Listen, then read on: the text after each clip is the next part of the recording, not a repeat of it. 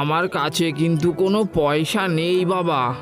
গোপাল এক মুহূর্তের জন্য তার টাকার বাক্সটার দিকে তাকায়, যেখানে মাত্র কয়েকটা কয়েন পড়ে আছে। তারপর হেসে বৃদ্ধর দিকে তাকায়। পয়সা লাগবে না বাবা, আপনি বসুন, আমি আপনাকে গরম পরোটা ভেজে দিচ্ছি। গোপাল যত্ন করে একটা পরোটা ভেজে আচার দিয়ে সেই বৃদ্ধর হাতে তুলে দেয়।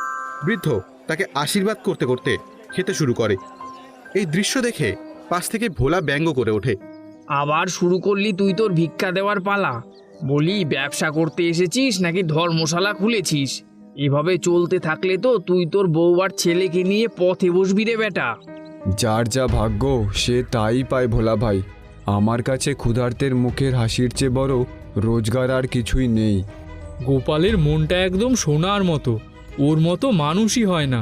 এই ছিল গোপাল। তার সততা আর দয়ার জন্য গ্রামের সকলেই তাকে শ্রদ্ধা করত।